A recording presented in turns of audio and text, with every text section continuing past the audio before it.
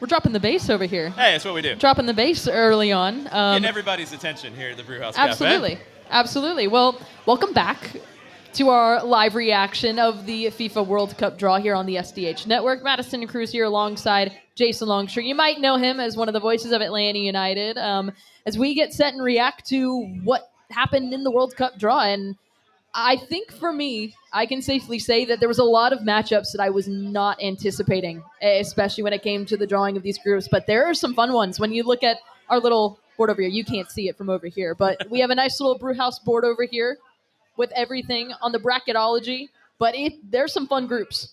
Yeah, there's some really interesting groups. Like, we were going through the whole time worried about a group of death and what that could look like. And I don't feel like we got any group that was as bad as it possibly could have been. There's some groups that are tough, but there's not a really brutal group for any of the favorites. Group L with England, Croatia, Ghana, Panama, not easy. Drew Dickinson's going to join here in just a little bit to talk about things from an England perspective. We're going to get a German perspective from our friend Johannes Schneider here in just a little bit, with Germany drawing, I think, a very favorable group with Curacao, Cote d'Ivoire, and Ecuador. Mexico's group, I think the hosts all did pretty well with their groups. Mexico's group, Mexico should get out of that group. Canada has an opportunity to get out of their group. The U.S. should absolutely get out of their group. There's not any favorite out of pot one that, to me, is in real peril. Now, you identified Group I did as the one that could be the toughest for France, who I think is a favorite to win the whole thing. I agree. And you look at Group I, you obviously have one of the play-in as I3, but for me, it's France, Senegal, and Norway. I think Norway has been on fire. Erling Haaland is someone that I think has been breaking through. I think Norway is a really tough team. Really, I think I got to a point where we all were chanting, figuring out who was going to get Norway. Hopefully, it wasn't going to be in the USA group. Yeah. It didn't, thank goodness. But for me, it's that one is the one to watch, especially when you find out who's going to be in that play-in game, especially competing there. It's Iraq, it's Bolivia, it's Suriname. I think any of those are going to be the tough one. Remember, look, you're going to get 8 third-place teams that will go into the knockout. So when you look at that group, if you're France, you're Senegal, you're Norway, you don't like the group, but you're going to get a win more than likely. Sorry, Iraq, Bolivia, Suriname, whoever comes out of that pot. The other 3 teams should win that game. Yeah. So if you win a game in the World Cup because of 8 third-place teams going through, if you win 1, 3 points should get you into the knockout round of 32. But I also think too, just with the matchup that you see as well, you have the rematch of France and Senegal. Yeah. I think that's the reason why it's highlighted. And then Norway too. I think they're a really underrated team that might not fly under the radar, but it's a team that's breaking through that a lot of people are scared of, especially heading into the World Cup. Now what it does is France will get out of the group, but France might not win the group. And then you get thrown into a tougher part of the draw. That's where things get interesting. In this World Cup, to me, in the past, we had a lot of drama about getting out of the group, the 2-3 fight. Yeah. Now, third-place teams are going to go through more often than not. It's going to be more of, did you drop a game and did you come in second in your group? And now you've got a tougher road to get through. Because remember, this is all split up. So if things are chalk in this tournament, if it is Spain and Argentina winning every game, they'll meet in the final. They separated the top 4 seeds, which is good. It allows you to not be, at the mercy of what Shaquille O'Neal draws out of pot 2. It allows you to actually have what could be the best final.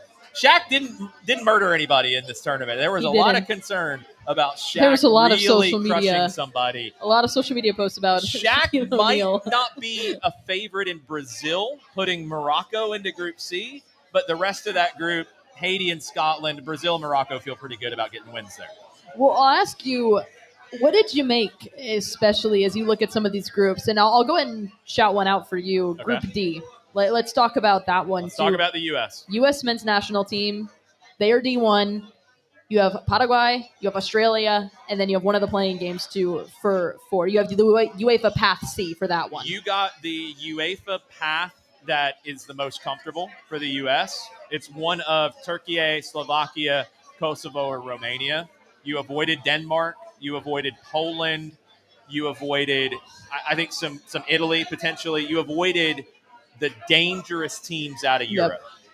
You start the U.S. We know their schedule. We'll know the rest of the schedule tomorrow. The U.S. will start the tournament on June 12th against Paraguay at SoFi Stadium in L.A. Game 2 will be against Australia at Lumen Field in Seattle. And then Game 3 will be against the UEFA Path winner back in LA at SoFi. That's pretty good. I think you get, and I think Australia, the weakest to pot 2, according to the FIFA rankings, you get that. But then you get your toughest game, I think, a team that you just saw and you just beat. Yeah. You get that first. Mm-hmm. That's good. You get that out of the way. You get 2 games then that you can grow and get better. This is a group that the U.S. can win the group, not just get out of the group. The U.S. can win Group D. Mm-hmm. Yeah, and you look at other ones. Let's talk about the other host cities, too. You have Group A with Mexico, South Africa, and the Korean Republic. Yep. And you also have a play-in game for that one, too. That one, it's, again, another interesting. You open the World Cup, too, with Mexico versus South Africa there in Mexico. And that's, again, another rematch, too. Another one that's awesome because it's a rematch of 2010 where South Africa pulled the shocking upset. If you haven't seen the goal from Shabalala scoring for South Africa against Mexico. If I'm South Africa, he's my honorary captain. I'm bringing Shabalala to the Estadio Azteca. No, it was one, too, when talking to some international players. There's a player at Oklahoma University, Angelo Nkosi. Yeah. He's from South Africa. He mentioned that moment. That's his earliest memory from that matchup alone. I remember where I was when I saw that game. I mean, that was a huge shock. But for Mexico, the rest of that group, they get South Korea, which is not going to be easy. But Mexico should get out of their group. I think they very well could win it. I worry a little bit about South Korea for them. South Korea probably feels really good about the draw. The UEFA team that will go there, according to the rankings, should be Denmark. We'll see if Denmark gets through. Denmark should have won their group. They crashed in the last 2 games. Scotland jumped them. I think Mexico can definitely get out of the group. I would probably lean to South Korea being my favorite to win the group. Back in, let's talk Canada, Group B. Yep. Canada number 1, UEFA Path A winner, and that one's a difficult one. That could be Italy. That one, that could be Italy. It could be Wales. Yep. It could be Bosnia and Herzegovina. It could be Northern Ireland. Mm-hmm. Canada should feel pretty good about this group, honestly. Like Canada and Qatar, Canada should get through Qatar, no problem. Switzerland, that's a tough matchup. Whoever they get out of UEFA, that's probably going to decide Canada's future. Yeah. We'll have to see. Yeah. Is there any other group? So obviously we went through the host cities, went through the U.S. men's national team.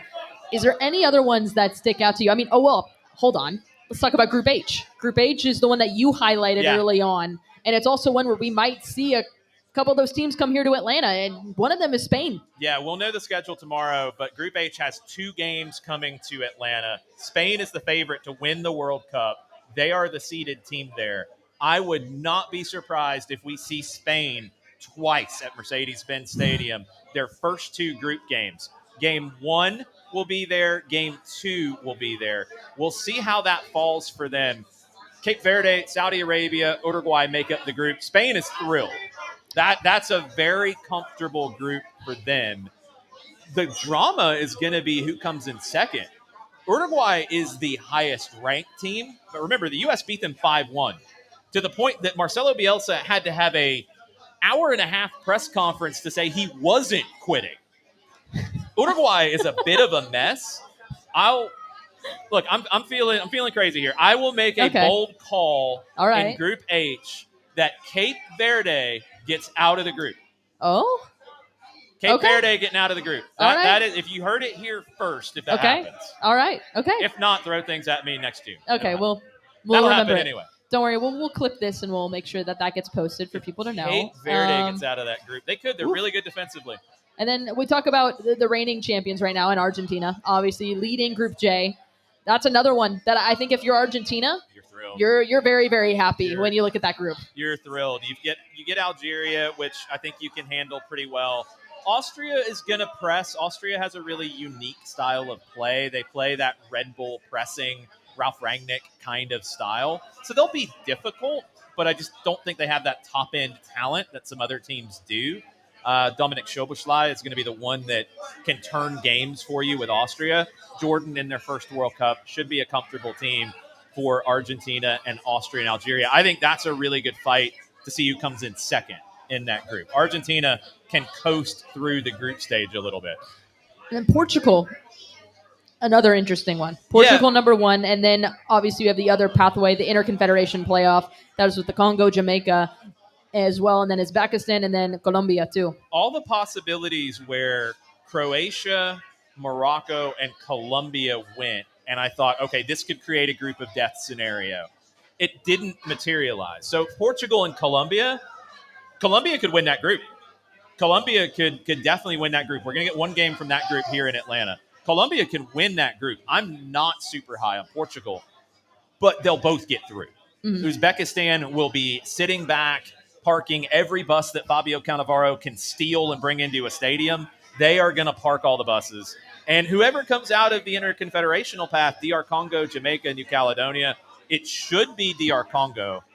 They ended up knocking out Nigeria and Cameroon in the African playoff to get to the stage. They're a good team. They'll compete, but Portugal and Colombia are your top two there. They should be fine. And we have Group L rounding things out with that one too. That one Group completely L done. Because Drew Dickinson's going to jump into England on Group L. We'll hold that one. We're going to get Jarrett Smith joining here in just a little bit remotely as well to talk about Scotland and other teams. I think just for me to wrap up for a minute, because I have to take off and go talk to Mike Bell and Chris Thomas on 92.9 The Game, because the station is covering the draw all over as well. I'll be over there at 6 o'clock with a recap show for Atlanta Soccer tonight before we head up to Gainesville to see our friends at Nofo Brewing in Gainesville, some around the corner lager waiting for us there. I think this tournament now, nothing really got determined in terms of somebody's going to get knocked out early. Like, I feel like if you're a favorite, you feel pretty good. If you're a host right now, you feel pretty good. If there is a top seed that is in any peril, to me, France to win the group, yes. Portugal to win the group, they're in that spot. And to make the hot tag to Drew, because he's going to have a different opinion, England might not win their group. Ooh. And I'm out. Ooh. As we'll go ahead and switch it, we'll bring in Drew Dickerson to come on in and give us the rundown on everything. As we'll get things rolling over here. I like the hot tag reference. We love it. We love it. We'll also bring in Jarrett Smith, too. Jarrett, what's going on, dude? Chaos. Yeah. I mean, the whole thing's chaos.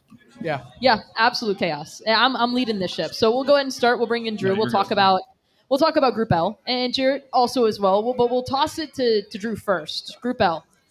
Initially, what do you make of it? It's England, Croatia, Ghana, and Panama. What's the initial reaction, especially with England being the top, coming in that one?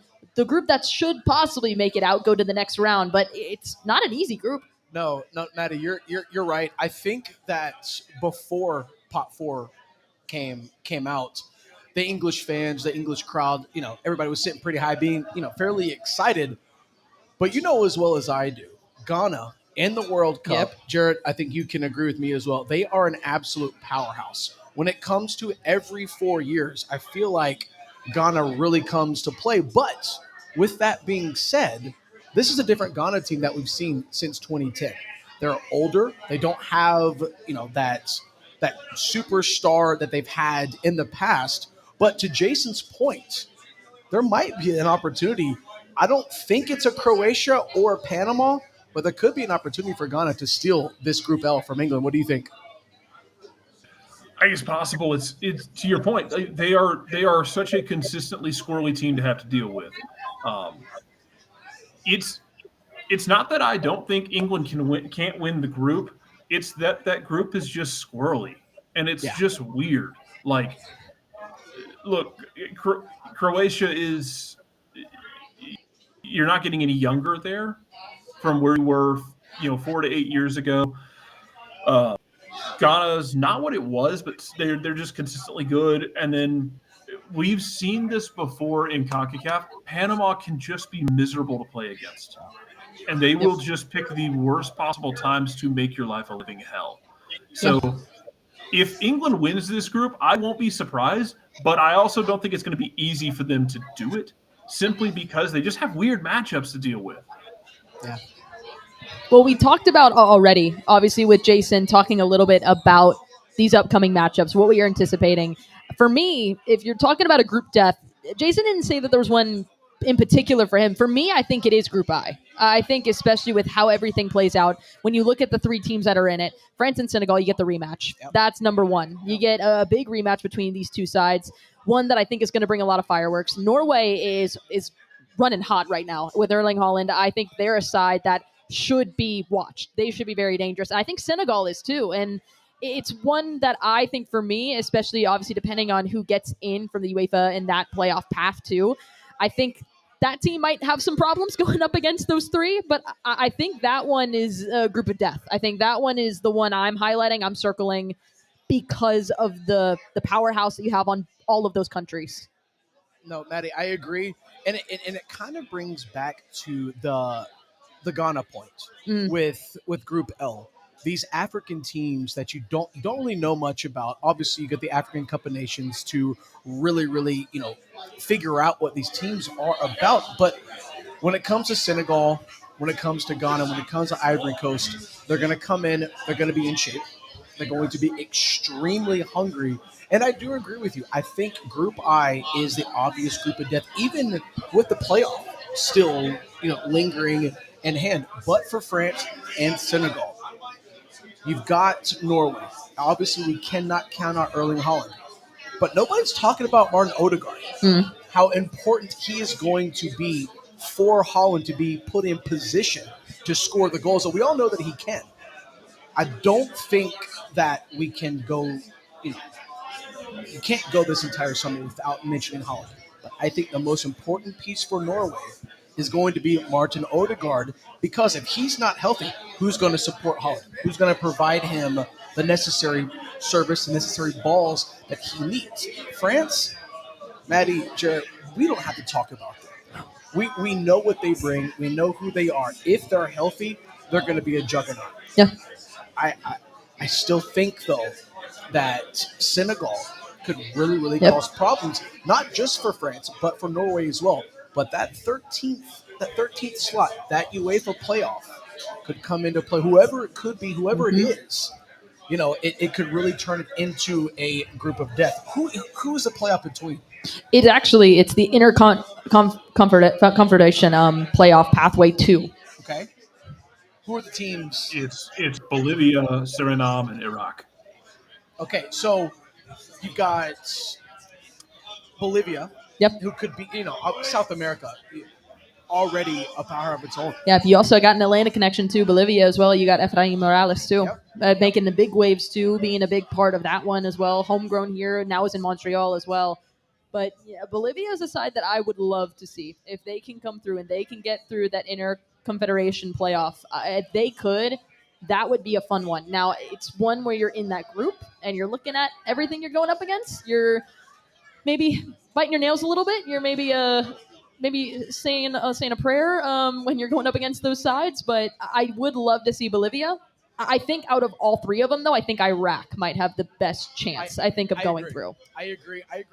And I also think that with Iraq coming through, it also is another, stopping point or a big brick in the wall for a France or a Senegal, because you got a team that has to keep playing. It's kind of like the playoffs. Or in American sports, baseball, basketball, football, you get that first round bye. Yeah. And you stop playing. You lose your confidence. You lose the mojo. And a team like Iraq, if they keep playing, they can keep that mojo, they can cause some problems. We've seen it before. 1998, Iran within the group of Germany and USA. Who knows? Yeah. That's why I think expanding the tournament to beyond 32 teams is why we really don't have that sure group of death. Yeah. Because right now, 4 years ago, we knew who the group of death was. Yep. Now, Jarrett, maybe you agree. I'm not sure if the group of death even is a thing anymore. I don't know that it is either. That Group I feels like it's going to be a pain. It's not even a death. It's just a group of inconvenience and a group of trickiness. Like I said, England's group is tricky to me just because some of those teams they're teams you would expect England to beat. But if you told me that England had a problem with all of those teams and like it was just tricky for 270 minutes, yeah, I believe it. As far as Bolivia getting out of that, if it's Bolivia, that's great. Because for so often we have talked about Bolivia as a team that exists in South America, strictly around, especially when we talk about it outside of South America, we generally center around La Paz, 1,200 or 12,000 feet above sea level. They're more than that now. They're more than just that team who would hold results at home, goes on the road. They got to where they got because they took advantage of Venezuela spitting the bit.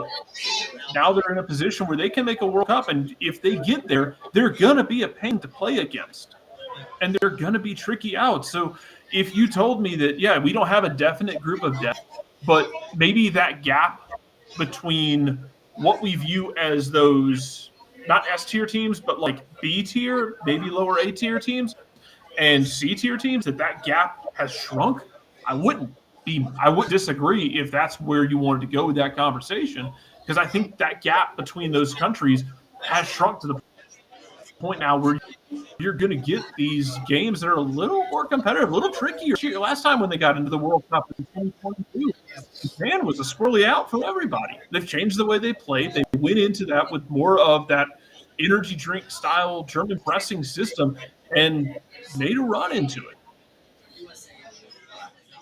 I'll ask too. It's a group that me and Jason didn't get a chance to highlight, but it's one that I do think is interesting. Group E. You have Germany, you have Curacao, Ivory Coast, and Ecuador. It's one that I think is a bit of a sleeper, one that I think could cause some problems. I mean, Group C too, Brazil, Morocco, Haiti, Scotland. Like, you have a couple that I think are a little bit more of a toss-up as to, I don't know which way it could go. I mean, Morocco, I really like Morocco. I said it to Jason, and I'm going to say it again here. I think Morocco is my dark horse of the tournament. Well, real quick, Jarrett, I'm not sure if you saw, but when the draw was actually happening and we fortunately were able to skip Morocco into the USA group, we cheered here at Brewhouse. Yes, we did cheer. We were really, as you should have. That was Morocco was very much that, like, who do you not want from that? Oh, Morocco. You don't have to finish that sentence. Yep. Yes. That's who I don't want. For real. Yep. Also, apparently, Maddie, you mispronounced Curacao according to Wayne Gretzky. Oh, no, I apologize then. That's on me. Yeah. It's been a day, guys. I've been here since 8:30. No, It's you don't. She doesn't Noted get it. nation. No, Noted soccer powerhouse Caraco. Caraco. Oh, It's like excuse me. I'm so sorry. The great one stepped up in front of billions and referred to them as Caraco. Look. This is on FIFA. You put the greatest hockey player who has probably been concussed more times than is legally allowed in most countries, and asked him to read a lot of names. They didn't. You gave him the on a worst national- pot on too. an You international gave him stage. pot You- four. yeah, you gave him- all of you. Gave him Yes. the worst one. Mostly UEFA Give playoff. him pot A. You Like, gave give him him the one first where ones. he had to read Yes. all of those names too. You gave him the worst pot to like choose from, and it was rough. He Yeah. was sounding him out the best that he could. Hey, he did his best, and that's all that matters, guys. It's all that matters. But hey, you had Don't this give him morning that too. one. You had Croatia too. You had a lot of Croatia talking about Shaquille O'Neal deciding their fate as well, which was scary. Yes. Scary, for sure. guys. Very Absolutely. scary. Absolutely. We'll bring it up as well. We'll talk about the U.S. men's national team. Okay. Obviously, we look at their group. They get the UEFA Path C, and obviously, looking at the FIFA rankings, it's one of the best ones you could get out of the UEFA group as well. But you got U.S., then you got Paraguay, Australia, and then UEFA Path C. I think when you look at the biggest ones for me is United States and Paraguay. I think both of those teams can get through. Yeah. I think they can get through immediately, moving on to the next round. But it's going to be a fun rematch, especially since that's going to be the first match for the U.S. That's going to be against Paraguay at SoFi Stadium. That one already has a lot of fire in it. What was the result of the last time these two teams played each other? Oh my gosh. You're asking me to look things up, Drew. Oh my gosh. I think that USA did fairly well against Paraguay. Oh, very well.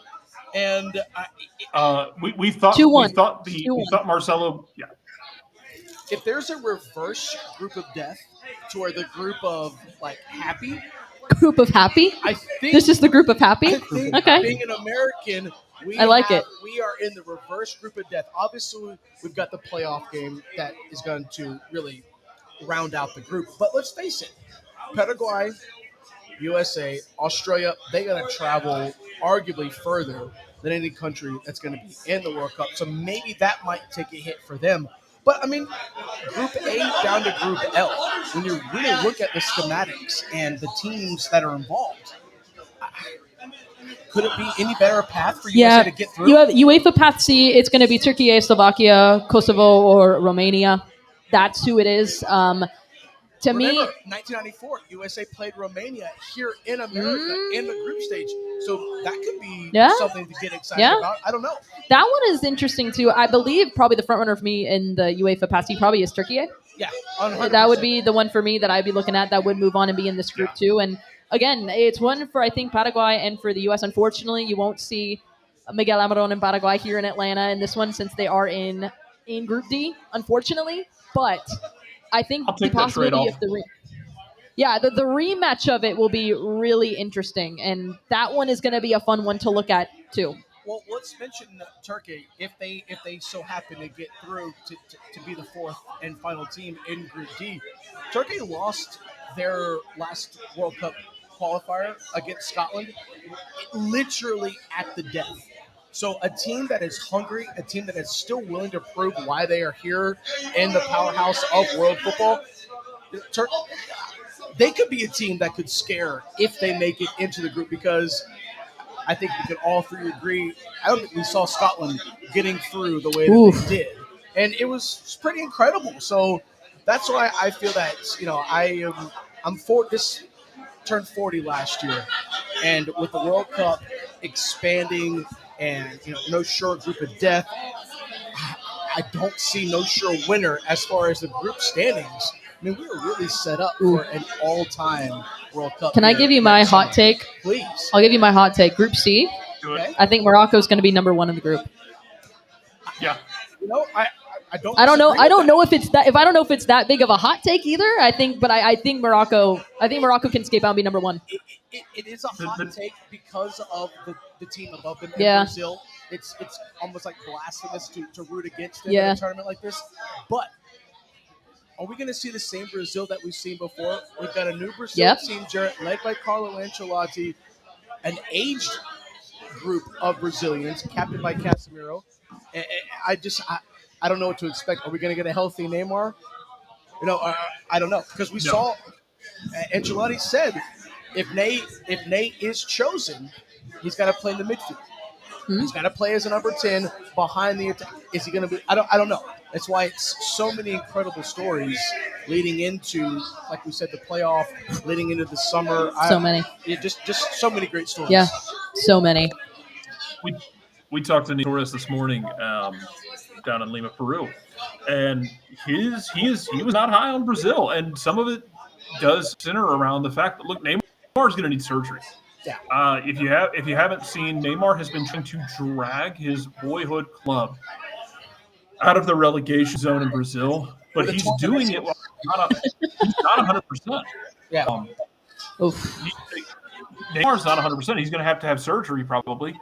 That's a recovery process he's going to have to go through. He might not be 100% for World Cup. He might not be chosen. He might be brought on as an alternate, as a break glass in case of emergency kind of guy. And what is the personality? Was Nico's question was Nino's question, was what is the personality of that team? Because it doesn't feel like they have that same kind of gravitas that they've had in the past. Yeah, Morocco feels like that team. You want to get the squirrely questions going. How do Scotland and Haiti shake out in it? Because if you assume a less lethal Brazil can still get out in the second spot because the group is favorable, that's fine. How do Haiti and Scotland get through that? Do one of them pull a draw somewhere where you don't expect them to, and then start to become a team that might sneak through in a third spot? It's not a group of death by but I think it's an intriguing group for sure. Really, it's an interesting one. To piggyback Yeah. off you, it is a very, very It's an interesting group. one. Yeah. It's one that I think can go many different directions, and it could be the one that we'd be like, oh wow, wasn't expecting that one. That one I think is it's a funny one, but I'll bring it back to our conversation about the U.S. men's national team. Obviously, Jason and I talked about it before the draw was happening and everything, talking about everything going on, picking that roster to. But you look at the last couple of games, 2025, moving on to 2026. You have the ability to play at the Benzos 2 friendlies against Belgium and against Portugal. You're going to have your full roster. You're going to know who's going to play in the World Cup. Same thing with Portugal, same thing with Belgium. For me, I think the biggest thing that we all been talking about is about the fight for the U.S. men's national team. Embracing that. I think really showcasing it. And I think these last couple of matches we saw it. And a lot of people were, I don't know if I want to see the fight. It's a friendly game. It doesn't matter. I don't care if it's a friendly game. I don't care.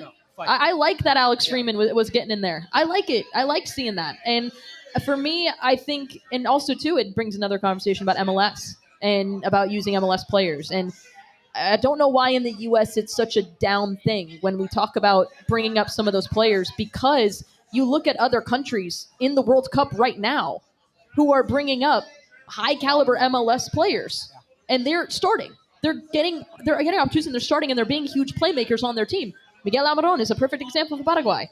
Like, it's one thing for me where I don't like the conversation swifting that, especially for the U.S. men's national team. But I like that we're seeing, I think, a lot of these players really step up and push the envelope and saying, hey, Mauricio, I'm here. I can do it. And I think he got a couple players who could. I think Alex Freeman's one. I think Sebastian Berhalter is another one that I would immediately put on my roster. Maybe not starting, but a backup. Yeah. You can use him immediately. And Diego Luna. Diego Luna, for sure. And I think that for the U.S. men's national team, for me, I love Pochettino's insertion, and I heard Jason talk about this morning the night during the game, the intensity. Yep. If you want to have a chance to beat America, you got to match our intensity. You got to match the fight that we have. And for me, and I think it's still the same thing since 2018, that we really haven't figured out who is that true number 9. Is Haji going to step up? Is Balogun? Is Flo? Is it going to be him? Is Josh Sargent going to come out of nowhere and reclaim his spot at the number 9? Because we know what we get in the midfield, whether it's Weston, Eunice, Tyler. You've got Weah, you got Pulisic on the width. But for me, is who's going to be that true number 9? Who's going to be that goal scorer?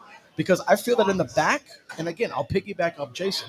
If we can get the Chris Richards that we get at Crystal Palace, yeah, for me, another thing, Cameron Carter-Vickers getting injured. Yeah, big blow. Yep. Big blow, not to like the starting line, but a big blow to the competition that it brings to that center back position. I think that Mauricio is in good position for what he has to choose, and I, just like Thomas Tuchel, I don't envy him as far as, No. The midfield choices are going to be difficult. You have so many players that America has to offer. Like I said, Eunice, Tyler, Weston, so many other young players, Diego coming up to battle, and to piggyback back onto Thomas Tuchel, Morgan Rogers, Phil Foden, Jude Bellingham, that attacking number 10 role, just like for America, it's going to be a difficult decision. Yeah. Thankfully, we've got a little bit of time before Mauricio you got some time. has to you got some time. that number 9. You got some time, and who knows, maybe depending on what happens in this MLS Cup tomorrow, you see Sebastian Berhalter step up a bit more, and the conversation becomes a little bit different, too. I truly think if he is chosen, he might be a dark horse to come off the bench. And really, I completely agree. I think he's a weapon you can use. But, Jarrett, what do you think of that idea, especially looking at the U.S. men's national team and that roster and how it could shape out looking ahead to 2026? I think what you want to happen and what happened are not always the same thing. One of the things I'm very impressed with is the fact that, you've brought in some of these guys from the MLS side. You're not ashamed to do so. But you're bringing in guys who have fight. You're bringing guys who there is a part of this that goes back to some of the halcyon days of the U.S. men's national team being an absolute bear to play against. Like, you want an analogy, like playing against a team that runs the I formation is going to run it 40 times a game. Yeah, you might win, but you're going to feel every minute of it. It's going to hurt. You're not going to enjoy it. But the difference being that now you have started to synergize that with the idea that you have game winners, guys who can pick out a pass, pick out a shot, and tilt the game in a modern way. You've had some of those guys in the past, but it didn't always click. Now you have a chance to make it click. And yeah, it becomes a matter of, hey, who wants to step up and do this? You talk about Cameron Carter-Vickers. He's probably going to be done because he cannot stay healthy at Celtic. You want a name to watch up there as well as a guy who he had 6 more months. He could have been a guy to watch to come in and make a move on that campus. Austin Trusty is also up in Glasgow. Austin Trusty has been getting more minutes. I believe he was Defender of the Month up in Scotland. He's taken that spot and he's run with it. I don't know that he has enough time or that he is going to have been consistently good enough to break into that national team picture. But if you gave him 6 more months on top of what we already have, I think he could have been in that conversation of guys who, what you're going to see from the national team, of I need guys who are going to come in the moment and just take advantage of the opportunity, because that's what matters. I really would love to see whether it's Haji Wright, whether it's Josh Sargent, whoever it might be, become that 9. Yeah. But what I want and what happens aren't always the same thing. And if somebody gets on a purple patch, guess what? We're running with it. I don't care. And I think especially managing this group, I think it is pretty manageable. I think you look at U.S. Paraguay, I think they're definitely the 2 you're looking at that move ahead from that group. And again, it's like you said, Drew, as well, the third place element of it now creates a different idea for a lot of these groups too, especially being like, oh, hey, if you're the leading ones, the top 8 of those third place teams, they move on. That creates another element too, is like, oh, we can almost get a second chance. And it's almost... it creates a different feel as to going up against certain games. Like, hey, we might only need a draw here against this team, and that's doable. Or, hey, we need to win this game. Oh, okay, maybe that's not doable, but we can beat this team too. It creates a different cycle. And for the USA, I think that it's very manageable. I'm excited to see who Mauricio picks, I think, for it. Yeah. I think, especially with everything else, you will see, I think, a mix. And I like that you're going to see a mix. I really would love for Alex Freeman to be in that conversation, whether he's coming off the bench. And Berhalter. I would also fight for Diego Luna, too. I think the battle there, I will say, though, if we're looking at, especially with who you have, it's also, again, I'm shouting out my dad here for a second. Hey, Dad. He's not watching. He's, I think, at home hanging out. But it's one thing, too, where we talked about it. It's like we can talk about these MLS players, but also the depth of it all. This is the first time, I think, ever, we actually have this much depth for a U.S. men's national team. Yeah. Like, we have this much depth, and that's a good thing. It's if you're Mauricio, you're like, oh, no. At many positions. Yeah, at many positions. I don't mean to interrupt you, but the depth part. I mean, you've got gentlemen on the bench who start in Europe. Mm-hmm.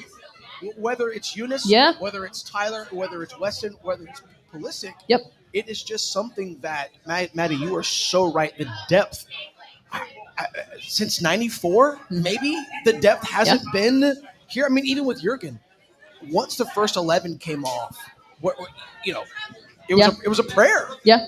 So yeah, I do agree. But one thing I want to say about Pochettino and USA, I think as far as hiring the right coach to get the best out of the men that we have as far as physicality, I don't think we've seen it like we have since Poch came in. Mm-hmm. Maybe we won't beat you in tactics. Maybe we won't beat you because we're the best. But good luck going up against us physicality-wise, especially here at home when it matters the most. And I think USA, when it comes to group stage, we've proven many, many, many times that we're a force. I mean, look at 14, look at 18. Unfortunately, 22, wasn't the same. Or I'm sorry, look at 14 and 22. 18 didn't have the magic. Yeah. But 14 and 22 group stage, ran into a juggernaut once or twice. But, man, I'll tell you what, we really do come to play every 4 years. Yeah. Closing things out, too, I'll ask Jarrett before I toss it back to Drew before we bring in Jason Longshore back into the conversation as well. I talked about my dark horse. I think it's going to be Morocco. I'll ask both of you guys what you think your dark horse of the tournament is. And also, on top of that, dark horse as well, but also you look at Group H, that's the one where we could see two of those matches here in Atlanta, and we could see Lamine Yamal as well as Spain here in those opportunities. Drew says, please, please. We find that out tomorrow, and that's going to be a fun one. But I'll pose those two questions to both of you. Dark horse and exciting thing, especially seeing who could be here in Atlanta. Jared, you want to go first? Oh, that Yeah, face, we can. that That's face fine. scared me. No, it's Alex. Oh no. He needs me to go outside. Alex, I went and touched grass earlier, buddy, but it was snowing earlier, so it's like 33 degrees outside. Yeah. So yeah. 37 now. I'm sorry, I undersold it. I don't know necessarily that they are that traditional dark horse where you would 500 to 1 odds kind of thing. I'm keeping a weather eye on Colombia. Yeah. We are going to go CONMEBOL with this, but listen, y'all. It was snowing this morning too. Leave me alone. Give me a ticket. Let me tear my ticket on Colombia and see what happens in this World Cup. I know Argentina is that team in South America, and we talked about it this morning. Messi is a ruthless man. He is going to be coming for blood. He wants the back-to-back World Cup. You want to talk about a legacy that cannot be touched? That is what he is going to try and build. Spain. He's got the supporting cast too, as well. Yes, he does. Spain you get a right is Thiago going. Almada too, stepping in. Woo. Spain is going to be an absolute pain. They're a favorite for a reason. We don't. Again, Brazil, not really sure what to expect, but Colombia continues to churn out a good team, and I at this point am to ever pick against or doubt national team version of James Rodriguez. Club level, sure, all day long. Does he even exist? Club level? Jared, does he even exist? He does not. No, he does not. James is basically outfield version of Memo. When Memo Ochoa shows up from Mexico every 4 years, no one knows where he has been for the previous 4 years. He might have been in a closet. I don't know. We might have kept him stored up with the brave little toaster. But Memo Ochoa came out every 4 years and made amazing saves, and we get Mexico to the round of 16.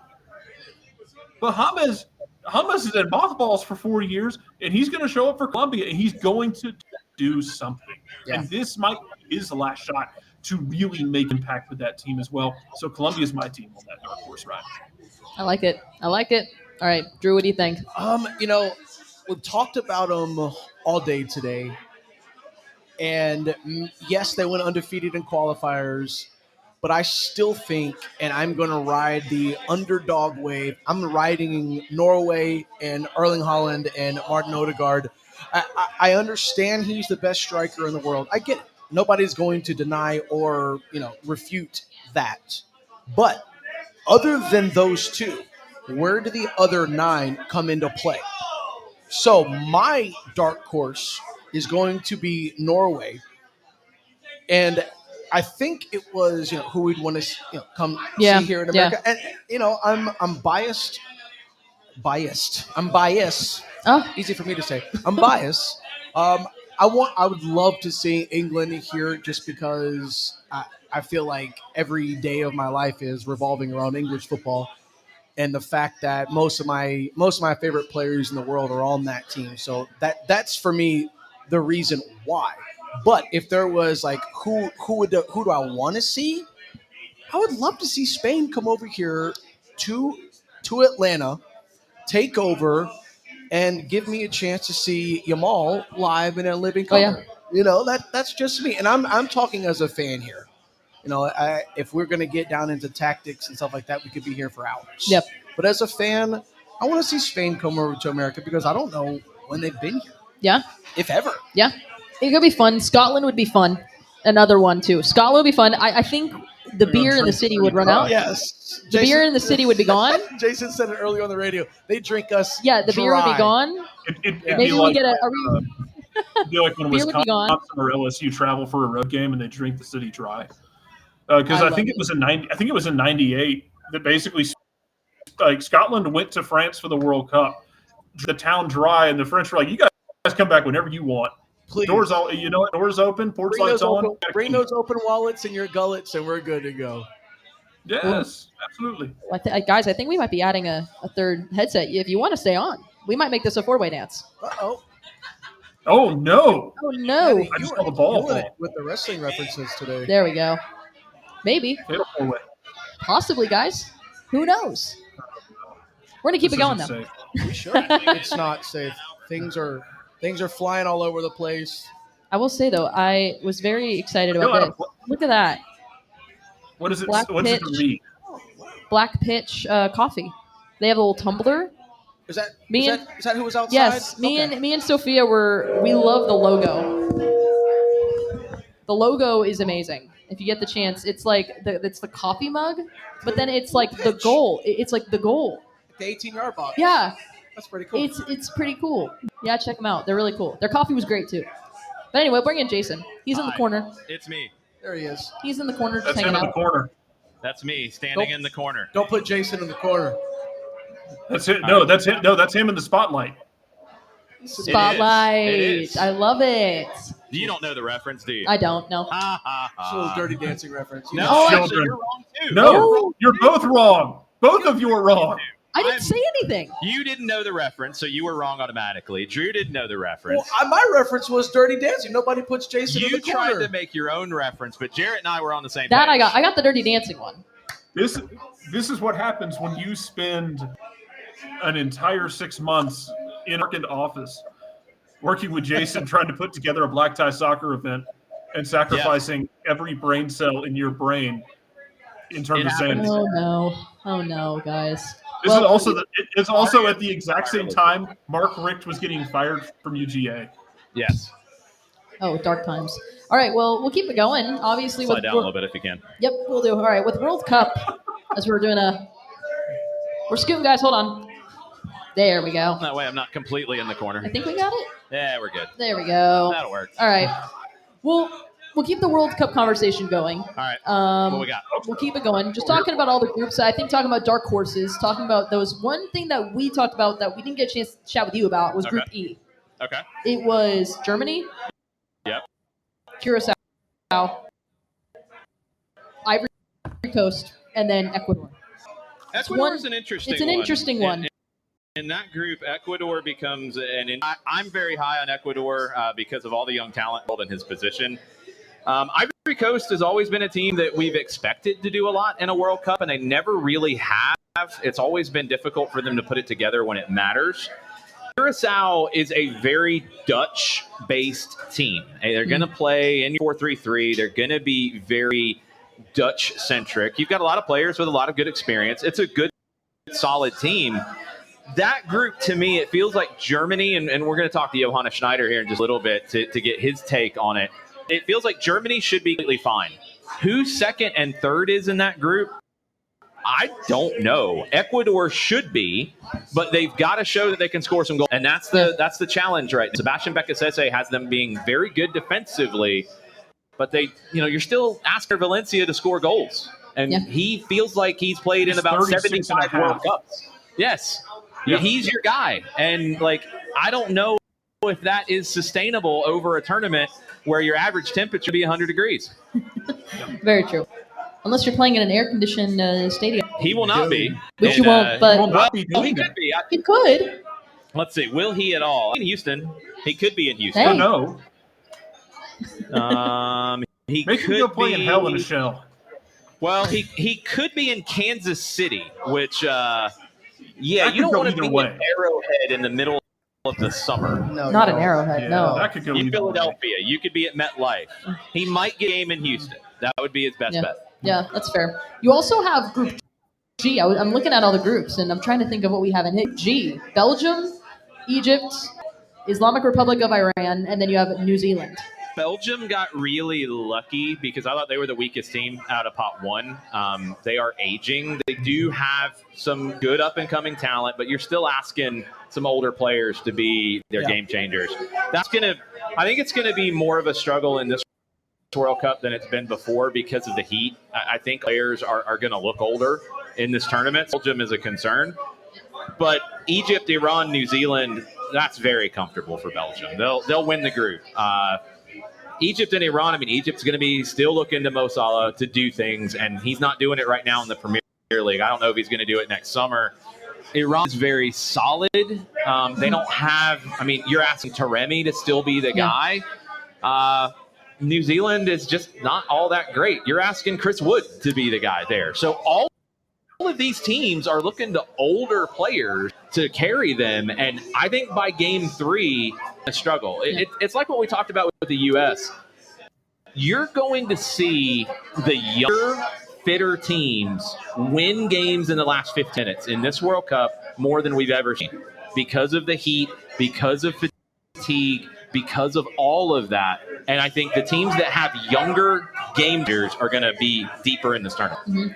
Especially if they keep time the way they did in Qatar, where they kept it so literally where you're getting 11, 12 minutes of stoppage time.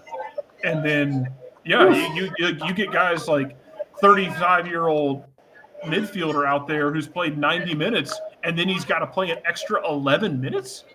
Croatia's another one of their teams, yeah. Modric's going to get a nap. He's tired. Yes. Let the man rest. Modric might not play 90-plus minutes. He might give you 60 to 70. But you think Inter Valencia is going to run for 90 minutes? Inter Valencia, he needs his gold watch the same way you needed to give DeMarcus Beasley his gold watch for 5 years. No, the only way Inter Valencia is running for 90 minutes is if they come to get him for child support again in the middle of a game, because that happened. That happened. He faked an injury. They had to try to get him out of there in an ambulance because the cops were coming for him. He might run then. That was so fun. It wild. happened. It happened. Absolutely wild. Well, he's gonna run out to an embassy. Yes. Not an embassy suites, like an international embassy.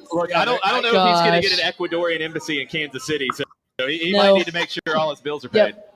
But one thing, I think you guys talked about it too, with the idea of the heat, and that adds an element to it. The travel also adds an element too, because you're not only just going to the U.S., you're going to Canada, you're going to Mexico too. You have those elements too, the travel element of certain countries as well, but then you also have the heat, which is another added element too. It's interesting with the groups. Like, I hadn't really considered that. That's a really good point. If you look at Group G, we go back to the aging veterans group. You're going to be playing in either Seattle or Vancouver the whole time, or LA. All right, Vancouver. That's a haul, but not like it is. You're going to be on a nice, comfortable plane. You're going to be on a They're nice not putting you plane. It's a couple hours. Like, it's They're not putting great. you on a Spirit Airlines flight. You'll be okay.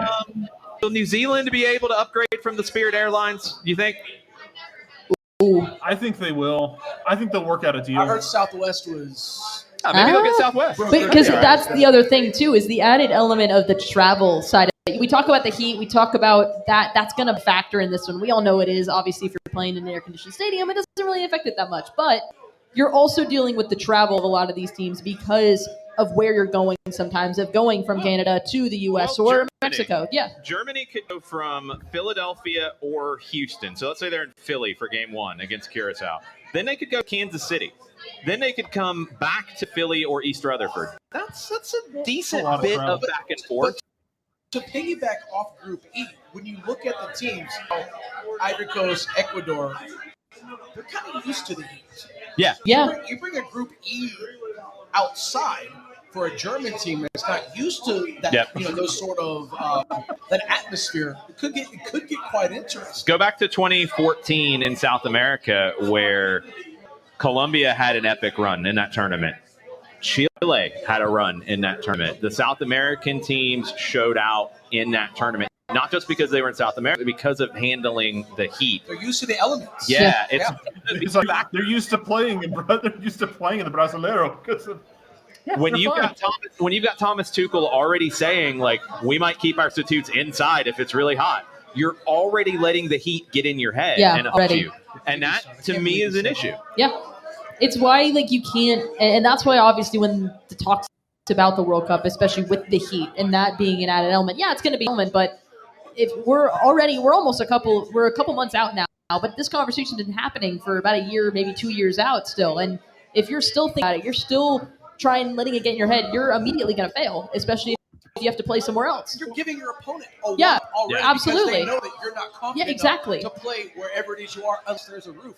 And I think that is going to be one of the biggest stories of the entire tournament. To piggyback on Jason again, where these groups are placed as far as cities and states. Yeah. It'll be interesting.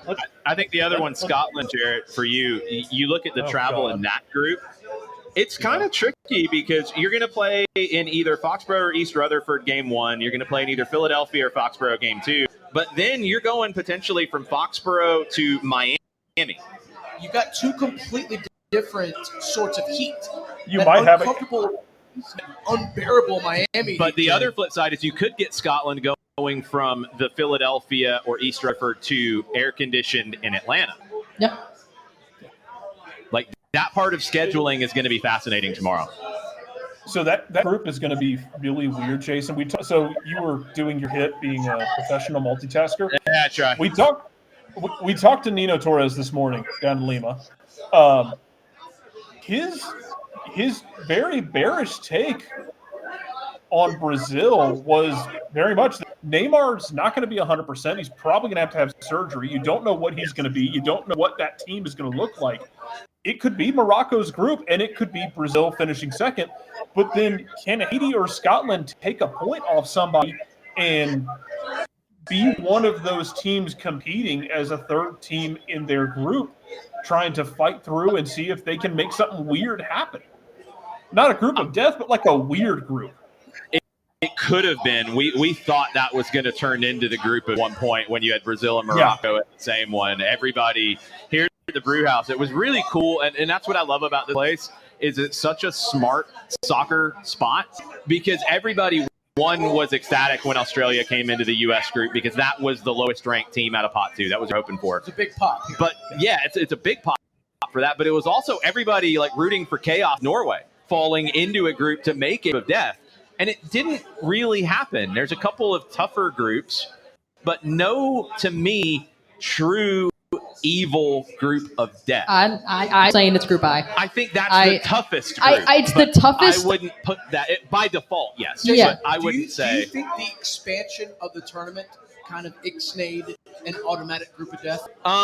It made it harder for it to happen, but it still could have happened. I mean, we went through the scenarios: Argentina, Brazil, the U.S., Canada, Mexico were all the possibilities to fall into it if you got Morocco, Norway, and then Denmark's pathway in UEFA. That would have been, on paper, to me, the toughest group you could possibly get. Mm-hmm. And the only way you could get that was a non-European team to draw it. So it was on the table, and it was on the board, and we thought it might happen. It didn't. So you get the France group that is the trickiest. It's not like in France, I feel like I'm pretty good about getting out of the group, but they might not win the group. And then that changes the second team. Yeah, and that changes your road. That changes it. I mean, think back to U.S. Mexico 2002, where the U.S. should not have gotten out of the group because of the last game. They got in as the third place team, if I remember correctly. No, you're right. And then they got Mexico. Mexico wasn't expecting to see the U.S. there. U.S. gets in there and they get a game. It's like, oh, we can handle this. You could see some surprises like that with the third place teams coming in. I think going back to the third place teams, the wrinkle that adds, if you win a game in the group stage, if you win one of your 3, you should get out of the group. I think 3 points will probably get you as one of the 8 best of 12 third place teams. Somebody might get in with 2 draws. 3 points is enough. Yeah.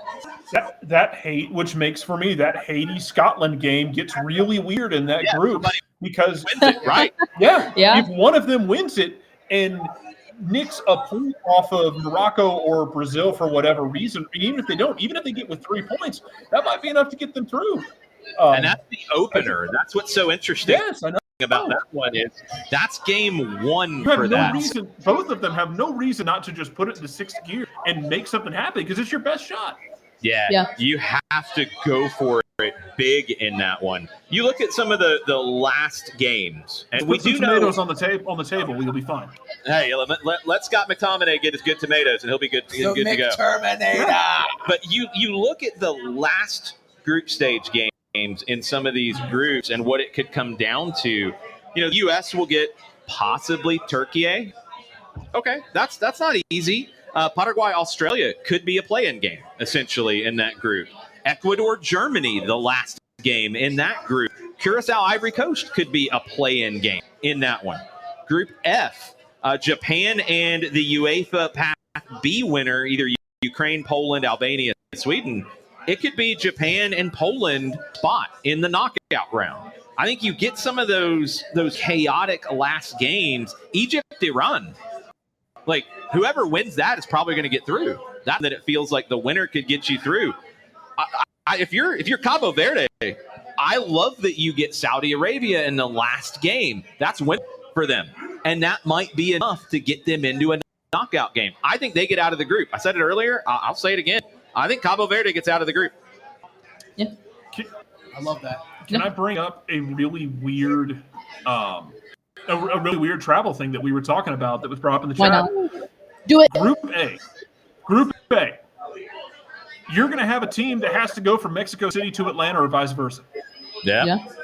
There are, again, Group A involves Mexico. They'll be fine. South Africa, it should be fine. South Africa is a really weird place, like geographically. Like, we don't talk enough as a culture about how weird South Africa is geographically. Korean Republic and Denmark, Czechia, North Macedonia, Republic of Ireland. You think Denmark wants to go to Mexico City in the middle of summer? Now, here's what we know about Group A, and this one is a little unique, and I'm not sure if you guys touched on it. Or Guadalajara. We do know that schedule a little bit better because it's got Mexico already set into places. So we know that the 18th game here at Mercedes-Benz Stadium, it's going to be South Africa against one of Denmark, Czechia, Ireland, or North Macedonia. Whoever comes out of the UEFA Path D is going to play South Africa here. And look, that's really cool. You're going to get South Africa. Now, they're the ones who draw that short straw, Jarrett. They got to go from the Estadio Azteca on June 11th. A week later, come here to play a European team at ends. It is going to be air conditioned. It'll be nice for them.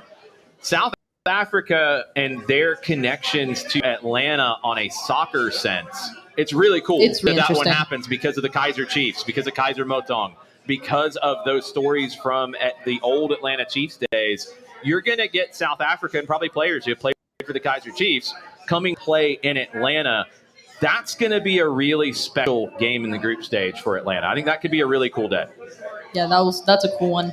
That's a really cool one. And, for the record, the reason I bring that up for South Africa, there are parts of South Africa that are actually a half mile to a mile above sea level. I think they will be better suited for that altitude than some of the other teams will, because it's not just the heat when you're in Mexico City. It's the fact that you're playing above a mile above the ground.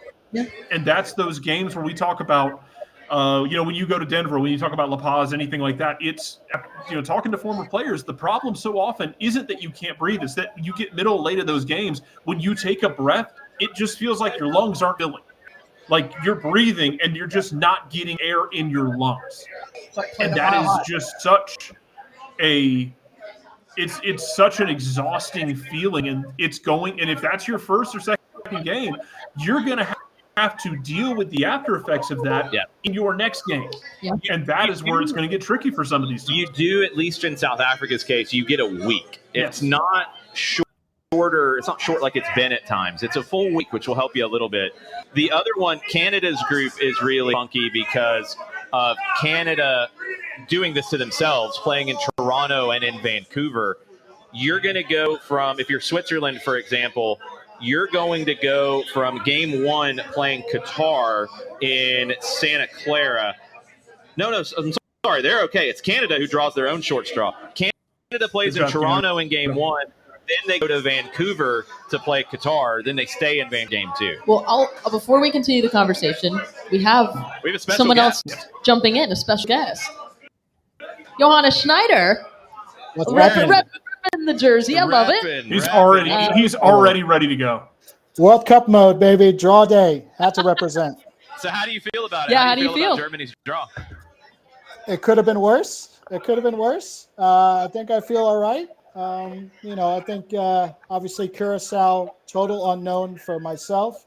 and I think for a lot of German fans, but Ivory Coast and Ecuador, two formidable teams. But I think if Germany plays to their standards, you would expect that Germany would top the group going forward. Mm-hmm. What is, especially in the build up to it, how do you think Germany, especially looking at the World Cup, what do you think chances are, and how do you think everything's shaping out before we get to 2026?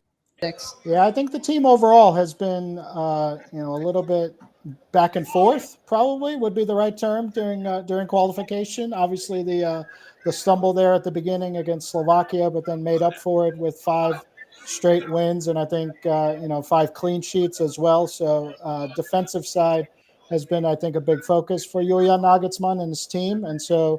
I think now that you know that you're in, you don't have to go through the playoff in March. I think you'll have a little bit more focus now for the team to really try to find, the best 24, 25, 26 players that I think can go through. Obviously, with the squad like Germany, you have a lot of options, and there's still a lot of time to go until you have to name that roster. So this will be one of those rosters where I think you may know 15, 16 come March, April, but I think there'll be some spots up for grabs going forward. It's like the big question for Germany is going to be Jamal Musiala and getting back. What's the latest on him and his recovery from that awful injury we saw at the Benz back in the summer? Yeah, obviously very tough to see, to see right here. But I think the prognosis is pretty good. I've been seeing photos and videos of him running back on the grass with Bayern. I think the expectation all along was that he would be taking the recovery all the way until after the German winter break. So I think that is currently what the hope is at the club level that he can come back potentially in January. And look, if he finds the form that he has, I think it might be a blessing in disguise for the national team, because he will only have 6 months of of soccer in his legs instead of 12 months like most of these other players. So if he can really find the form, I think Musiala will really obviously be one of the standout players for the squad. Drew, go ahead. Are you? Excuse me. Now it's a different era, different German team. We're talking about Musiala coming back. What is the confidence that you have in Julian Nagelsmann leading this German team into the World Cup? We saw him with Bayern and struggle a little bit as a coach in England, European football. What do you feel about his transition into international coaching as far as leading the Germans into 2026? Yeah, I'm actually surprised at how well his transition has gone. I thought it was a little bit of a surprise appointment when they selected him. I did not think that he was maybe kind of ready for national team and international football. I really thought that he would just be able to find another club in Europe, and probably one of the top clubs in Europe, coach. But I've been pleasantly surprised at the kind of enthusiasm and everything that he's brought to the squad. We saw it in the Euros. Obviously, they were at home, so there was a big emphasis from the federation and from him as well. But he has that ability to really galvanize the team and galvanize the squad. And we all know that if Germany plays well, the whole country will get behind them. And so I have no doubt that with 2, 3, 4 weeks preparation, this will be a guy that can really put this team together. And maybe not. I don't think we'll be one of the top favorites, but I think that the Germans will like being in maybe that second group, and then maybe try to surprise some people in the World Cup. We'll go ahead and send it to Jarrett. Anything you got for Johannes Schneider? Yes, first off, hi, good to see you. Good to see you too, Jarrett. For those who only keep up with Germany and other national teams like once every 4 years, who would you say are some under-the-radar names on that national team that people need to keep an eye out for that they might not know right now? Yeah, that's a great question. It's going to be very interesting to see what I think the spine of the team will look like. I think one of the guys that maybe not as many people follow is center back Nico Schlotterbeck from Dortmund. He's a left-footed center back. We all know. I think every club team and every national team is really looking and begging for that left-footed center back. And this guy. I mean, this guy's one of the best passers at center back. So he is going to be, I think, vitally important to not only defend but also kind of help open up the game and open up what Nagelsmann wants the team to play with. I think in the center of the pitch, it's going to be obviously interesting. We've had this question now for 2 years. Joshua Kimmich, is he going to play in the center midfield? Is he going to play right back? That's one of the big question marks for the team. I think in the center of the pitch, there are several players. Alexander Pavlovic from Bayern, Angelo Stiller from VfB Stuttgart are two kind of younger guys. You still have Goretzka potentially in and out of the team as well. So the center of the field looks a little bit stronger. So maybe that means Kimmich will move to right back. Up top, I mean, this team has got embarrassing riches, right? I mean, you got Musiala, we already talked about. Florian Wirtz at Liverpool, is top-notch. Leroy Sané has come back in the team, had an amazing last 2 games to really help the team qualify. Nick Voitemata, plays at Newcastle every week, and I think that's only going to make him better. He is going to probably be one of the standout players for this team. If he has a good World Cup and if he scores goals, this team is going to go far. I have no doubt about that. But I think obviously the great thing about Germany is that it's not going to just be the starting 11. It's going to be 15, 20 guys that will probably contribute, at one point or another. And so it'll be very interesting to see also the kind of mixture that Nagelsmann will bring to the World Cup. I think you could go kind of very veteran laden, but knowing him and knowing the things that he did at Leipzig and even at Bayern, I feel like that there might be a couple of really young kids that he will bring onto the team. And, you never know, right? Nobody knew Thomas Muller in 2010. And look at what he turned into, right? So is Lennart Kahl at Bayern, is he maybe that next guy? I was going to ask you about him, yep. Said Al-Mala at Cologne. This guy is a fast, tricky winger. He actually reminds me a little bit of a right-footed Leroy Sané just 10 years ago when he was lightning fast. So there's definitely young guys that are pushing the team, and I think we might see a few surprises come selection time. Love it. And I'll ask too, when you look at the Group E, is there a specific matchup for you that Germany that you think is one that I wouldn't say worried, but one of the matchups that you're definitely circling, especially with it could go either way or it might be one of the toughest matchups group. Is there a specific one that you're eyeing? Yeah, I'm definitely eyeing Ecuador, and that's going to be obviously the third game. So I'm really hoping that we will have, we'll be going into that with 6 points and not needing something, because I think that's going to be one of those teams that maybe not a lot of Germans have followed Ecuador or really know a lot of their players, but you just got to look at their qualifying, second place in South America, and that should be warning enough, I think, for everybody.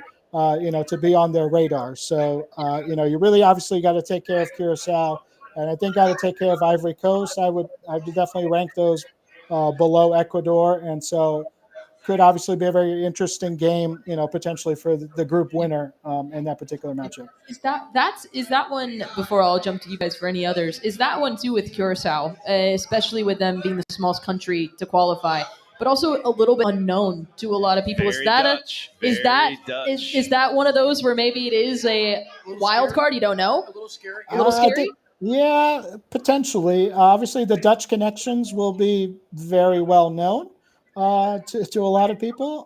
But yeah, I'm actually going to be very curious to see who they're able to find between now and the World Cup. Right. Obviously, now that everybody knows that they've qualified and they're in a good group.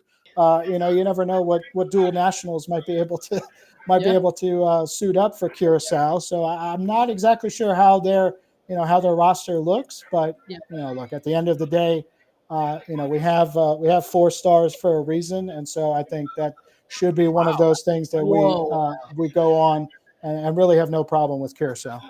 That's a flex. Wow. I like it. Okay. I like it, Johannes. Okay, I've got a question for you before we let you go. You saw the rest of the draw. I need one bold opinion from you about how things are going to play out with what we've seen these groups fall into. A bold opinion, somebody having a bad tournament, somebody being a surprise. What's your bold opinion going into summer of 26? All right, I will, Jason, because I love you, I will not only give you one, I will give you two. Oh, you're the let's man. go. The love. My first bold opinion is going to be that France is in trouble. I think Norway. Listen, I said this, She said it too. and everyone thought I was crazy. I think Norway is going to be excellent and is going to be, really top. And I think Senegal is never an easy out. Yeah. And so I think that Group I could really be a very interesting one. So I'm curious to see. Obviously, you get the third place teams in now, so France might advance. But I'm going to predict that France will not win that group. I think that they will. I feel so vindicated right now. I feel so vindicated. 2 or 3 if they advance at all. And then, look, the other one that I had my eye on is probably Group F. Because I think I'm very high on Japan. I think Japan is poised potentially for a breakout. Maybe in a Morocco style from last year, maybe not all the way to semifinals, but the Japanese team and the players that they have gotten steadily better over time. So I'm really looking for Japan. I think Tunisia Tunisia is a little bit of a wild card. Obviously, we'll find out, playoff, another European team could be interesting as well. And the Dutch team, I wasn't really that impressed, if I'm honest, in qualifying, and maybe a little bit on the older side, especially in some key positions. So might be curious. I think Group I and Group F, we might see maybe a little bit of surprise from those two. I can back this. I like it. I like feel both of so those. vindicated. I think France is going to get out of the group, but I'm with you. I don't know if they win the group because of the challenges that they have. I think they'll get to the knockouts. They just might have a different path. Yeah. That's true. I will say, for anybody that knows a little bit of history or has followed the World Cup, France is always good for one really stinker World Cup where they really just either strife within the team, strife with the federation.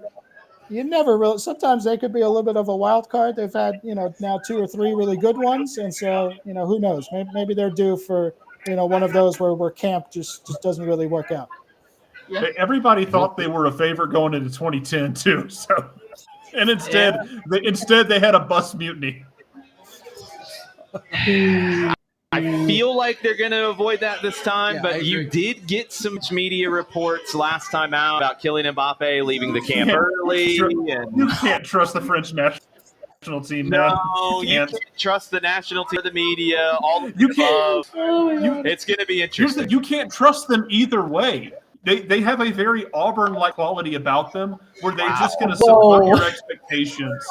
Like, if you're thinking, hey, France is great, we're good to go. Now we're going to explode. I have no confidence in France. Semifinal run. Put it in ink. Last time out, though, they kind of threw that on its head by winning it in 18 and very well could have won it in 22. Even a blind squirrel finds an acorn. Yeah, well, maybe this is your time where you crash out and Senegal beats again. Hey, get me the newspapers in Senegal if that happens. Go back and look to the ones in 2002 when they did it. Like that's what's so funny about it is you get a couple of those World Cup upset rematches in this tournament with Mexico and South Africa, with France and Senegal. That's going to create some fun drama. You said the same thing, by the way, about check the Argentine papers if Brazil crashes out. Oh, that'll be total joy. Oh, wow. Total joy. That's another one who a top seed might not win their group. Yeah. I could see Morocco winning that I could group see it potentially. too. The English wouldn't be too upset if Argentina crashed out either. That's true. Not happening, though. Yeah, Argentina got a really easy They group. got a really easy group. I don't think Leo's going to let them. No, they'll be fine. Johannes, we pulled you away from the important work long enough. Thank you for spending some time with us. Thank you for giving the German perspective. We appreciate it. No problem. Thank you, guys. Anytime. We'll see you soon. See ya. Johannes Schneider from Atlanta United's communications team has been with the club for a long time. Big thanks to Atlanta United for sparing him for a bit for us. I feel so vindicated. I want everyone to know. No, No. Listen, like I told you when we had this conversation, I don't think there is a I'm the Brooklyn Nine-Nine meme. I'm the No. vindication. There is not a true R.I.P. Andre. group of death in this tournament. But I think that is probably the toughest group. And I do think France run of not getting to win that group. So out of your top seeds, out of your pot one teams, and we can include the hosts in this, who in order of least likely to not win the group? Mexico, I could see South Korea winning that group. 100%. Are they playing out west or are they playing on the East Coast? Mexico's in Mexico the whole time. So they'll get home field. I think they'll win the group. I do, but South Korea is tricky. I don't think Canada wins their group. No, I don't think Canada wins. I don't know who wins that group, but I don't think Canada does. I could see Morocco winning their group. I think Morocco's going to win their group. U.S. wins their group. I agree too with that one for sure. Yeah. I think Germany wins their group. I'm not so sure on the Dutch. No, Japan wins their group. I think Japan's going to take that one. I'm not. I choose as well. And it could be Ukraine or Poland as the UEFA team that comes into that group. Poland and the Dutch were very even in qualifying.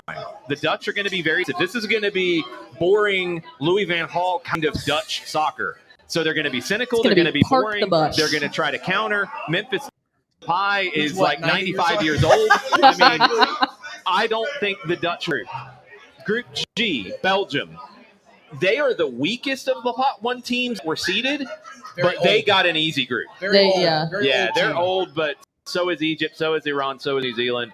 I think Belgium will win their group. Spain will win their group comfortably. France, we've talked about. Argentina will win their group comfortably. Yeah. Look at that group. Colombia and Portugal in Group K. Does Colombia win the group against Portugal? I'll give a hot take. Physically. Yeah. I think Colombia wins that group. I think Colombia too. Yeah. Yeah, we have Colombian fans. I love it. We do. Tonight. Yeah, I'm not too high on Portugal either. No. I'm not overly confident in what they can do. Here's my prediction for Portugal. They play Cristiano Ronaldo way too much. And he's dead by the end of the tournament. And he's going to become a detriment to the team. What happened in 22. Yeah. We're 4 years down the road. Yeah. Group L. England, Croatia, Ghana, Panama. England should win that group. England's fine. But if they're not, we're going to have a good laugh. Croatia, that's the highest ranked team at pot 2. Yeah. They're older. I don't think they can keep up with the younger English players. Second 45 of each game is going to be a difficult route for them. Especially with Belgium just slowly creeping into the pot 1 right at the very end too. Croatia's right there. It'll be interesting. I think it will be youth. I think it'll be the youth will be the biggest thing and deal that side. So I think what's interesting about this tournament because of the third place teams is that's like about half of the tournament that we said like top seed might not win the group, but I don't think there's a top seed that doesn't get to the knockout. I agree with that. Canada would be the one maybe, but again they're a host. They're a unique top seed. But that group, it's not bad for Canada. It's not bad for what they get. The play-in team that they get is... Oh, yeah, Italy is in that one, too. Italy's not very good. They're not, yeah.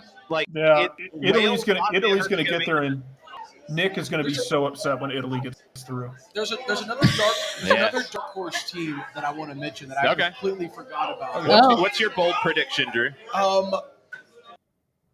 I'd watch out for Ralph Rangnick's Austria. Maybe to a point.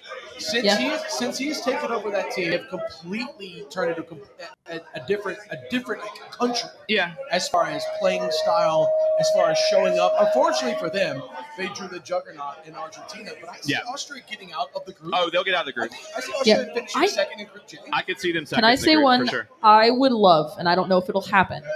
I would love to see Northern Ireland get that Path A spot.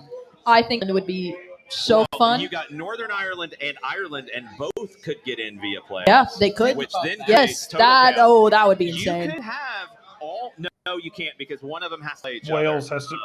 Yeah. Wales. Yes. Yeah, you could have had everybody. Yeah, you could have had everybody if the draw had fallen your way in UEFA. Give me both of them. Plus Republic. Give me both Republic of Ireland and give me Northern Ireland. Give me both of them. It's gonna be fun. Starts to fall. It will be a fascinating situation when you start to project things, and this is what people are doing right now on social media. You're starting to look ahead into the knockout rounds and who could play who and what it could look like. The Argentina, they're looking ahead at what their road could be. They could see Uruguay in the round of 32. They'd feel fine about that. They could see Paraguay, Australia, or Egypt in the round of 16. No problem if you're Argentina. Then you look at a Portugal, possibly, or a Colombia. They beat Colombia in the Copa America final. Then you're into the semi where it should be either Brazil or England because you're on the separate side from Spain. So Argentina's path to the semi is very comfortable for them, which you would expect as being a second seed. That would be expected. It's gonna be wild. I still only see Austria giving Argentina like the stakes a little bit of any sort of challenge in that group. Jason, I think you're right. I think Argentina slides through. Their group's very comfortable. The other thing that jumped out that I've seen as people started talking about it, Scotland have drawn Brazil in the group stage for the 5th time. Scotland had that many World Cups. The 5th. They're not happy about it. They're just like, can we? They want to do something else. Help us. They got him in 98. Please. They got him in 90. They got him in 82. Got him in 74. The 5th time they played Brazil. Wow. Look, Scott is that parent who's been dragged on the Ninja at Six Flags 5 times. God, I just want to do something else. Give me anybody else. So here you go, England, and they're starting to figure out what their pathway could look like. England's, if they win, their route to the final, so round of 32, they'll be fine. England is on a road to going to Mexico City to play Mexico in a round of 16 game at the Azteca. That is going to be... You're going to have to put the entire broadcast on a delay.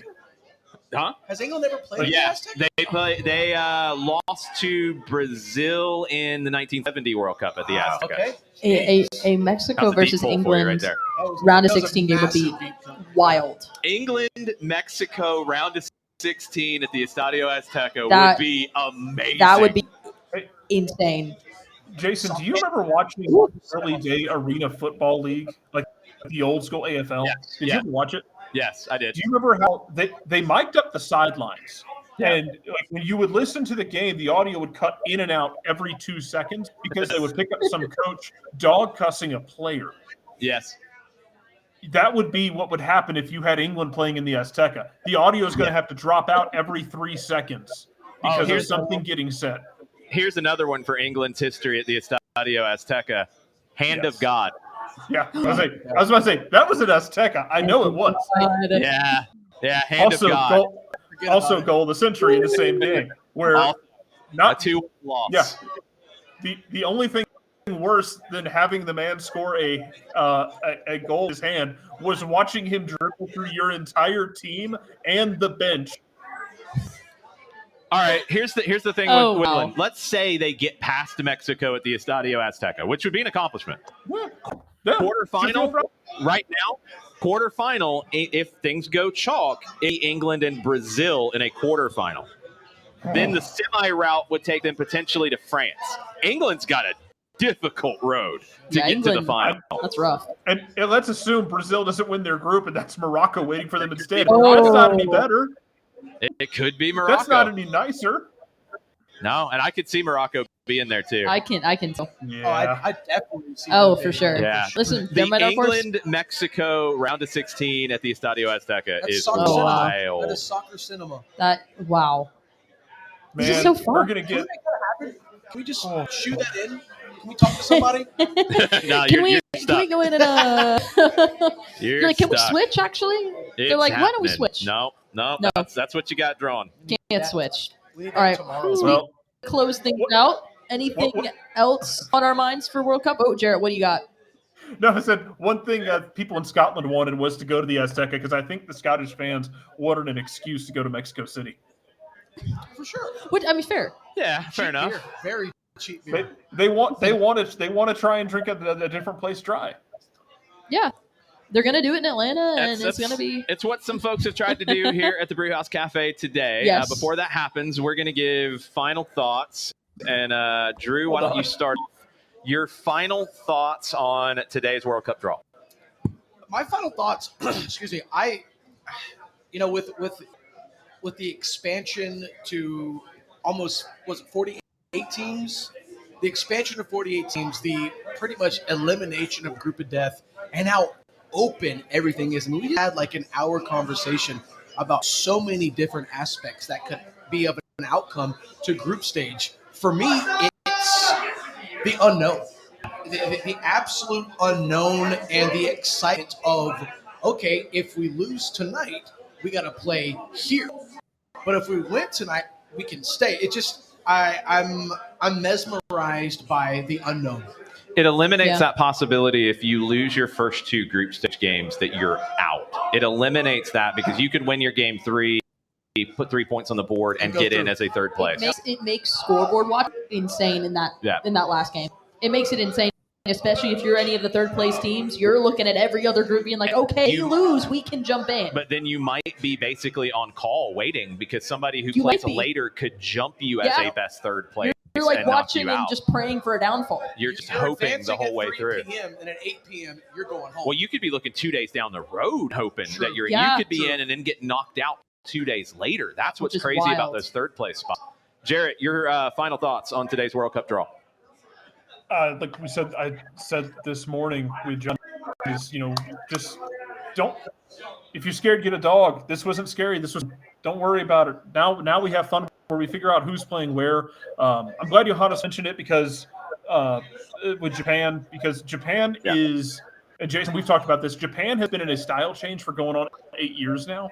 This is not the same kind of methodical, technical Honda level Japan that's in your daddy's Japan anymore. They're playing more of that gegenpress, and it caused them problems getting through Asia, but it served them well in the World Cup. They got through easier this time. Japan's not the same team you might be expecting them to be. They're going to be a pain. They're going to press. How they do that with the weather will be fascinating to see. Maybe the best counter-attacking in the tournament, Japan. They're going to be in that conversation. I mean, think back to the last World Cup where there were games they had 20% of the ball and they won. Like, they're so lethal in counter. And they're going to be fit. They're going to be super fit. Fitness is going to be huge. It's going to be insane. You're going to have a Daisa Maeda who wanted out of Celtic, did not get his way. They are going to scrap and claw to try and hang on to him through this through the winter window into the summer, so that they can see if he does something at the World Cup, playing on that left wing or playing striker, is that pressing and counter pressing speed demon, to see if they can jack up their value even more. I think for me, final thoughts. I really like how this turned out. I feel like everything is very, as Drew said, wide open as you look to next summer. I don't feel like anybody has a horrible pathway. I don't feel like, except for maybe England now that we go through it, it's pretty bad. I think that everybody feels like they're going to have life in this tournament. And out of the 48 teams, I think 32 are going to knockout round. There's going to be surprises in that. We're going to see somebody, and I think it could be Cabo Verde, who is a massive Cinderella, and everybody falls in love with them. Could be somebody like Curacao, who is going to have such a Dutch connection. They're going to be better than you might think. It could be somebody who's not even in the tournament yet. Better than the Dutch. Playing. They might be. They might be more exciting to watch than the Dutch. Yeah. The Dutch would be boring. I think when you look at this tournament, for me, I lean back to a lot of the things we saw in 2014. You're going to have the teams from this hemisphere have an advantage. They're going to be able to handle the climate. They're going to be able to handle the heat better than some of the European teams who might be ranked higher but won't finish higher. That's what I'm looking for out of this tournament. It's going to be an insane tournament. I'm excited, I think, to how everything falls. I think especially with the draw today, there were a lot of groups I didn't expect. I think it creates for so much quote-unquote chaos, which is something that we love over here at the SDH Network. So drama, chaos, you name it. It's going to be like a little soap opera next year if you're in Atlanta. So it's going to be a great time. we're going to have all of the coverage as well on the SDH network. We're going to have coverage here at the Brewhouse. We're going to coverage here at the Brewhouse. Brewhouse in South Downtown. We're going to be here all over the place at the new location. We're going to be here as well. But once again, we'll say thank you to Brewhouse for hosting us here today for the World Cup draw. It's been a fun time getting the chance to chat and get to experience it all with all of you guys. So we'll go ahead and close it out for Jarrett Smith, for Drew Dickinson, for Johannes Schneider, for Jason Longshore. I'm Madison Cruz. We're going to say so long from the Brewhouse, and make sure you're following SDH on all of our social medias for more coverage on the World Cup, as we're only a couple months away as it comes here to Atlanta and to the U.S. 188 days? I believe so, About that, yeah. About there. So, yeah, make sure you follow us on social media, and we'll give you all the updates as it gets going. And, hey, have a great rest of your World Cup draw day, and enjoy a beer while you're at it. Why not? Yes. Thanks, y'all.